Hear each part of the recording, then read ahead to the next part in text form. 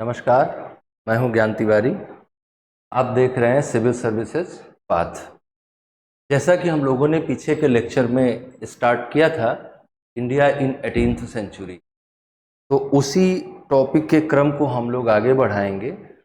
और हमने जैसे कि स्टार्टिंग में बात करी थी कि इंडिया इन 18th सेंचुरी को जब हम पढ़ते हैं तो उस टाइम पे कई ऐसे टॉपिक बनते हैं, कई ऐसे इश्यू बनते हैं जिन पर हमें पढ़ना होता है। 18th सेंचुरी का इंडिया क्या था, ये समझने के लिए हमको कुछ निश्चित टॉपिक पढ़ने होते हैं। जैसे एक टॉपिक हम लोगों ने इसमें से पढ़ा, डिक्लाइन ऑफ मुगल एम्पायर, मुगलों का पतन। तो डिक्लाइन ऑफ 18th सेंचुरी के इंडिया को पढ़ते समय हम लोगों ने पढ़ा डिक्लाइन ऑफ मुगल एम्पायर। इसके बारे में हम लोग पीछे पूरी क्लास कर चुके हैं। अगर आपने पीछे का क्लास नहीं देखा है तो आपको इस वीडियो के डिस्क्रिप्शन बॉक्स में उसका लिंक मिल जाएगा, आप उसको ज़रूर देख लीजिएगा। वो पढ़ेंगे तो ये वाला लेक्चर आपको और आसानी से समझ में आएगा, क्योंकि डिक्लाइन की स्टोरी अधूरी है। डिक्लाइन में आपको कॉन्सेप्चुअल बातें बताई गई हैं, कॉजेज ऑफ डिक्लाइन क्या रहे वो समझाया गया है, लेकिन उन कॉजेज के साथ साथ बहुत सारे फैक्ट्स की भी ज़रूरत है, और उस फैक्चुअल रिक्वायरमेंट को फुलफिल करेगा ये लेक्चर, जिसमें हम डिस्कस करेंगे later Mughal rulers. Later Mughal rulers का मतलब कि वो मुगल रूलर्स जो औरंगजेब के बाद हुए। जैसे का उस पीछे वाले लेक्चर में हमने आपको बताया था कि मुगल पीरियड को हम दो हिस्सों में बांट कर देखते हैं। एक को हम कहते हैं पीरियड ऑफ ग्रेटर मुगल्स और एक को कहते हैं period of later Mughals. Period of greater Mughals को हम कहते हैं 1526 से लेकर 1707 के बीच का जो रूलिंग पीरियड रहा मुगलों का, इसको हम पीरियड ऑफ ग्रेटर मुगल्स कहते हैं। और फिर 1707 से लेकर 1857 तक जो रूलिंग रहा, इसको हम पीरियड ऑफ लेटर मुगल्स कहते हैं। अब लेटर मुगल्स में बहादुर शाह प्रथम से लेकर और बहादुर शाह थर्ड तक का सफ़र हम लोग करेंगे, जिसमें हम देखेंगे कि अलग अलग शासकों की उपलब्धियां क्या रहीं, दरबार में कैसे गुटबाजी हो रही थी। जैसे पीछे हम लोगों ने कारणों को पढ़ते समय ये पढ़ा कि मुगल साम्राज्य के पतन का एक महत्वपूर्ण कारण रहा कि दरबार के अंदर बहुत सारा गुटबाजी होता रहा, लेकिन उस गुटबाजी में कौन कौन से गुट बने, कौन गुट ने किसको हराया, किस गुट ने किसको राजा बनाया, ये सारी बातें उसमें नहीं कर पाए थे हम लोग, जो इस टॉपिक में किया जाएगा। उत्तरवर्ती मुगल सम्राट ऐसा करके एक टॉपिक है, या लेटर मुगल एम्परर्स ऐसा करके एक टॉपिक है, जिसमें हम लोग एक एक शासक के बारे में पढ़ेंगे, उनकी उपलब्धियों के बारे में पढ़ेंगे। ये सेक्शन प्रीलिम्स एग्जाम के लिए बहुत इंपॉर्टेंट है, और मेंस में यहाँ से तो क्वेश्चन नहीं बनता, लेकिन ये वाला सेक्शन का क्वेश्चन लिखते समय, आंसर लिखते समय यहाँ से बहुत सारा फैक्चुअल सपोर्ट आपको मिल जाएगा। तो अगर ध्यान से देखा जाए तो वो पीटी की दृष्टि से भी महत्वपूर्ण है और मेंस की दृष्टि से भी महत्वपूर्ण है। यूपीएससी के लिए भी इम्पोर्टेंट है, यूपीपीएससी और दूसरे जो स्टेट पीएससी हैं, बीपीएससी, इन सब के लिए भी इम्पोर्टेंट है, या जो भी स्टेट पीएससी दूसरे हैं उन सब के लिए इम्पोर्टेंट है। तो हम लोग शुरू करते हैं अपने लेक्चर को और आगे बढ़ते हैं, और ये देखते हैं कि पहला शासक कौन रहा हमारे सामने, जिसको हम उत्तरवर्ती मुगल सम्राट में काउंट कर सकते हैं। तो उत्तरवर्ती मुगल सम्राटों में सबसे अंत, या यूं कह लो कि ग्रेटर मुगल्स में सबसे लास्ट कौन रहा, तो ग्रेटर मुगल्स में सबसे लास्ट रहा औरंगजेब। जब हम लोग causes of decline of Mughal empire पढ़ रहे थे और मुगल साम्राज्य के पतन के कारणों पे चर्चा कर रहे थे, तो एक समस्या पे हम लोगों ने डिस्कशन किया था कि कोई स्पेसिफिक रूल ऑफ सक्सेशन नहीं था इनके अंदर। मतलब कि जैसे भारत में कैसा नियम था कि जो सबसे बड़ा बेटा होगा राजा का, वो उत्तराधिकारी होगा अगले राज्य का, लेकिन ऐसा कोई भी नियम मुगलों में बहुत प्रभावशाली तरीके से लागू नहीं होता था। ज़्यादातर मामले में तलवार ही तय करती थी कि कौन होगा अगला राजा। इस केस में भी वही हुआ। औरंगजेब की मृत्यु के बाद उसके 3 पुत्र थे, मुअज्जम, मोहम्मद कामबख्श और मोहम्मद आजम शाह। इन तीनों को अलग अलग जगहों पर नियुक्त किया गया था। मुअज्जम को काबुल का गवर्नर बनाया गया था, मोहम्मद कामबख्श को दक्कन का गवर्नर बनाया गया था और मोहम्मद आजम शाह को गुजरात का गवर्नर बनाया गया था। इन तीनों के बीच में वॉर ऑफ सक्सेशन हुआ। यह वॉर ऑफ सक्सेशन कुछ वैसा ही था जैसा औरंगजेब के समय में भी हुआ था। शाहजहां की मृत्यु के बाद, शाहजहां की मृत्यु से पहले ही वॉर ऑफ सक्सेशन शुरू हो गया था, लेकिन यहाँ पर इनके मृत्यु के बाद, औरंगजेब की मृत्यु के बाद वॉर ऑफ सक्सेशन हुआ और वॉर ऑफ सक्सेशन में फाइनली जो व्यक्ति सक्सेस हुआ वो था मुअज्जम, और मुअज्जम ने बहादुर शाह प्रथम के उपाधि के साथ अपने आप को सिंहासनारूढ़ किया और उसके सिंहासन में आने के बाद मुगलों का पतन प्रारंभ हो गया। ऐसी परिस्थितियां निर्मित हो गई थीं औरंगजेब के शासनकाल में ही, जिनके कारण से मुगल साम्राज्य के पतन की प्रक्रिया और तेज हो सकती थी, लेकिन उत्तराधिकारी अच्छे नहीं मिले। जैसे अगर हम इन्हीं की बात करें तो इनका नाम साहिब-ए-खबर था, तो बहादुर शाह प्रथम को, या मुअज्जम, इनका असली नाम मुअज्जम था, मुअज्जम को साहिब-ए-खबर कहा जाता है। तो इस नाम से ही आपको समझ में आ रहा होगा कि जो मुगल सम्राट की शख्सियत थी, जिसके कारण से वो इतने बड़े साम्राज्य को एक प्रभावशाली नियंत्रण में रख पाता था, वही डूब गई। तो उसकी शख्सियत डूबने के कारण से जो दरबार था वो षड्यंत्रों का केंद्र बन गया। कुछ कारण रहे, साहिब-ए-खबर ऐसे ही नहीं कहा गया, ये साहिब-ए-खबर इसलिए रहे क्योंकि इन्होंने बहुत गैर जिम्मेदाराना कदम उठाए और जो साम्राज्य की खराब हो रही स्थिति है उसको सुधारने के लिए कोई ठोस प्रयत्न नहीं किया, जिसके कारण से पतन की प्रक्रिया तेज हो गई।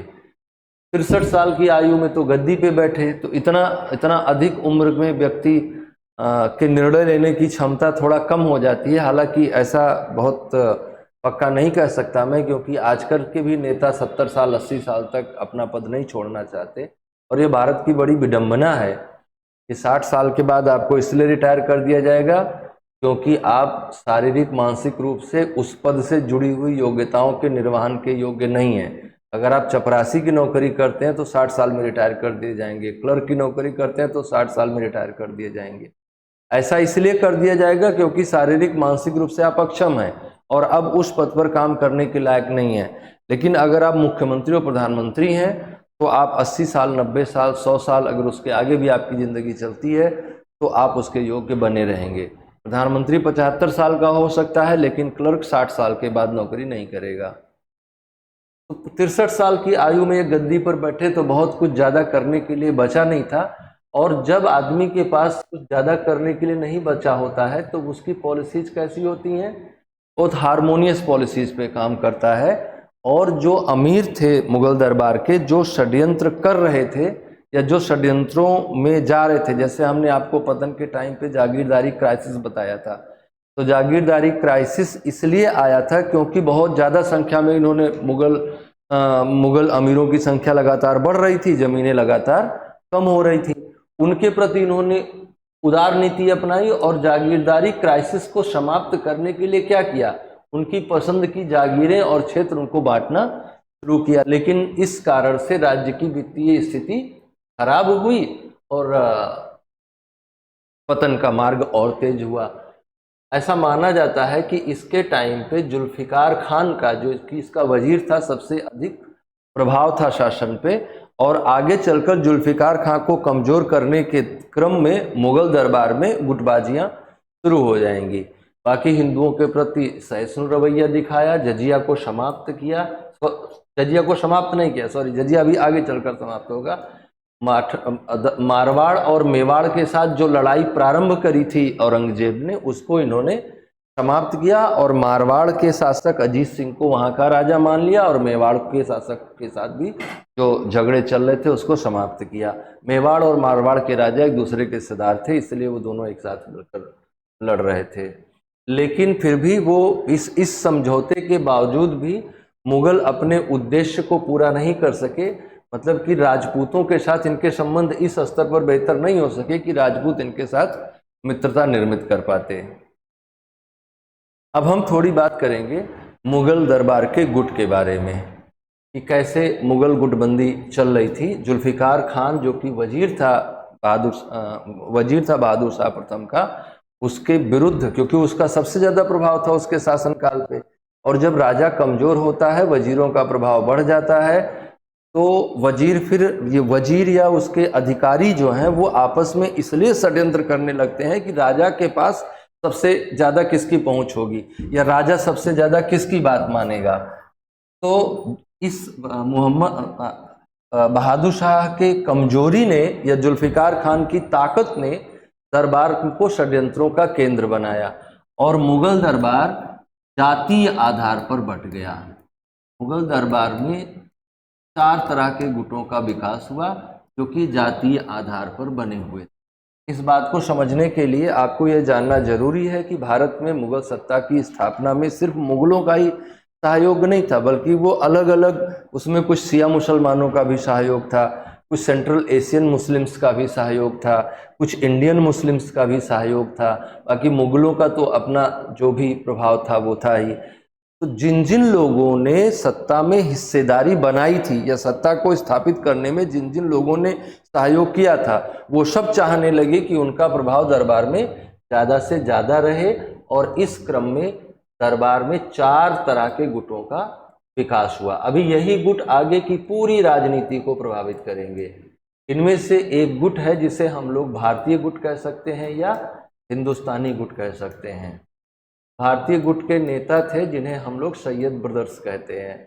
तो एक गुट बना जिसे हम लोग भारतीय गुट कह रहे हैं, दूसरा गुट बना जिसे हम लोग तुरानी गुट कहते हैं। तुरानी गुट जो है ये उन मुसलमानों का था जो सेंट्रल एशियन कंट्रीज से आए थे, मतलब कि ओरिजिनली जिधर जहाँ से मुगल आए थे वहाँ से आए थे, उनको तुरानी गुट कहा जाता था। तीसरा गुट था जिसे हम लोग ईरानी गुट के नाम से जानते हैं, और चौथा गुट था जिसे अफगान गुट के नाम से जानते हैं। तो इसमें से सबसे प्रभावशाली गुट रहा जिन्हें हम भारतीय गुट या हिंदुस्तानी गुट कहते हैं। इसमें एक व्यक्ति थे जिनका नाम था सैयद अब्दुल्ला खां बाराहा, सैयद अब्दुल्ला खां बाराहा। दरअसल बाराहा शब्द जो है ये बाढ़ा एक जगह है, बाढ़ा गांव के थे ये लोग, इसीलिए बाढ़ा गांव से इनका नाम बाराहा, इनका बिगड़ के नाम बाराहा पड़ गया। इनके छोटे भाई थे हुसैन अली खां बाराहा, हुसैन अली खां बाराहा, और इन्हीं को कलेक्टिवली सैयद ब्रदर्स कहा जाता था। और सैयद ब्रदर को भारतीय इतिहास में किंग मेकर के नाम से जाना जाता है। इन्होंने 4 बादशाहों को हटाया और बनाया। तो थोड़ी बातें इनके बारे में ध्यान रखना कि भारतीय गुट जो था वो सैयद ब्रदर्स के नाम से जाना जाता था, सैयद बंधु के नाम से जाना जाता था। इसमें 2 लोग थे, सैयद अब्दुल्ला खां बाराहा जो कि बड़े भाई थे, और दूसरे इनके छोटे भाई थे हुसैन अली खां बाराहा। दोनों को कलेक्टिवली किंग मेकर कहा जाता था। इसमें से जो सैयद अब्दुल्ला खां बाराहा थे, इनको वजीर बनाया गया था, वजीर नियुक्त किया गया, और इनको मीर बख्शी नियुक्त किया गया। वजीर का मतलब वर्तमान समय में प्रधानमंत्री, प्राइम मिनिस्टर, और मीर बख्शी का मतलब कि वर्तमान समय का कमांडर इन चीफ। और ये फर्रुखशियर, रफ़ीउद्दर्जात, रफ़ीउद्दौला और मोहम्मद शाह, 4 शासकों को इन्होंने गद्दी पर बिठाया या गद्दी से उतारा। तुरानी गुट जो था ये मध्य एशियाई सुन्नी मुसलमानों का गुट था। तो मध्य एशिया के सुन्नी मुसलमान थे जो चाहते थे कि उनका प्रभाव बढ़े, और इन्हीं मध्य एशियाई सुन्नी मुसलमानों ने सैयद बंधुओं के प्रभाव को कम किया, और इनमें इनकी हत्या कर दी गई। जो सैयद अब्दुल्ला खां बाराहा थे इनकी हत्या हो गई, और हुसैन अली खां बाराहा को भी जहर देकर मार दिया गया, जिसके कारण से इनका प्रभाव कम हुआ और मध्य एशियाई सुन्नी मुसलमानों का प्रभाव बढ़ा। इनके प्रभाव को कम करने के लिए ईरानी गुट आया, जिसमें सादत खां सबसे इम्पोर्टेंट व्यक्ति थे, निजामुल मुल्क सबसे इम्पोर्टेंट व्यक्ति थे, और अफगानी में तो बंगश पठान थे। तो इस तरह से 4 गुट दरबार में रहे और पूरे लेटर मुगल पीरियड में इनमें से किसी न किसी मुगल गुट का, किसी न किसी दरबारी गुट का प्रभाव बढ़ा रहा और शासक इनके दबाव में हमेशा बने रहे। जिसके कारण से वो उन मूलभूत नीतियों को लागू नहीं कर पाए जो इनको बर्बाद होने से, मुगल साम्राज्य को समाप्त होने से बचा सकता था।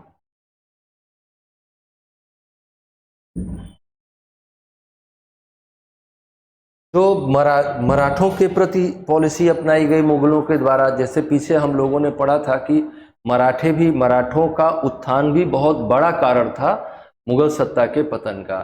तो मराठों के प्रति कोई स्पष्ट नीति बहादुर शाह के पास नहीं थी, लेकिन उसने इन्हें आंतरिक संघर्ष में उलझाने का प्रयास किया और आंतरिक संघर्ष में उलझाने के क्रम में इसने शाहू को आज़ाद कर दिया और शाहू जो कि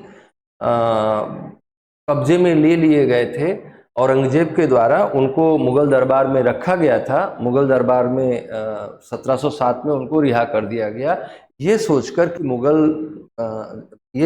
कि जब ये छूटेंगे, साहू जी छूटेंगे तो वो ताराबाई के साथ संघर्ष में उलझेंगे, मराठे कमज़ोर होंगे। ऐसा नहीं हुआ कि संघर्ष में उलझे नहीं, वो मराठे कमज़ोर नहीं हुए, लेकिन जिस तरह की उम्मीद उन्होंने लगा रखी थी वैसा नहीं हुआ। अंततः इन्हें मराठों को सरदेशमुखी देनी पड़ी। दक्कन क्षेत्र की सरदेशमुखी एक नया टर्म आया, इसको आप समझ लें। सरदेशमुखी और चौथ, ये 2 तरह के टैक्स थे जो कि मराठों के द्वारा लगाए जाते थे। मराठा छत्रपति शिवाजी महाराज के द्वारा 2 तरह के टैक्स लगाए गए थे, जिन्हें सरदेशमुखी कहा जाता था और चौथ कहा जाता था। सरदेशमुख होने के कारण अपनी उपज का 1/10 भाग देना पड़ता था सरदेशमुखी के तौर पर। सरदेशमुखी 1/10 भाग होता था और चौथ जो है 1/4 भाग होता था, इसे इसको चौथ कहते थे। तो चौथ और सरदेशमुखी को लेकर बातचीत हुई थी, लेकिन केवल सरदेशमुखी देने के लिए समझौता हुआ, चौथ नहीं दे सके, जिसके कारण से मराठा पूरी तरह से संतुष्ट नहीं हुए और मराठा आपस में संघर्ष किए, लेकिन मुगलों के खिलाफ भी संघर्ष करते रहे। दूसरी समस्या, देशी राजाओं में जाट थे और सिख थे। तो जाटों के लिए जाट सरदार चूड़ामन और बुंदेला सरदार छत्रसाल को संगठित करने में सफल रहा ये बहादुर शाह प्रथम ने चूड़ामन को भी अपने तरफ मिलाया और बुंदेला सरदार छत्रसाल को भी अपनी ओर मिलाया और सिखों के प्रति भी इसने सहिष्णुता की नीति अपनाई और गुरु गोविंद सिंह को उच्च मनसब प्रदान किया। तो अगर आप इसकी पॉलिसी को समझने का प्रयास करें तो इसकी पॉलिसी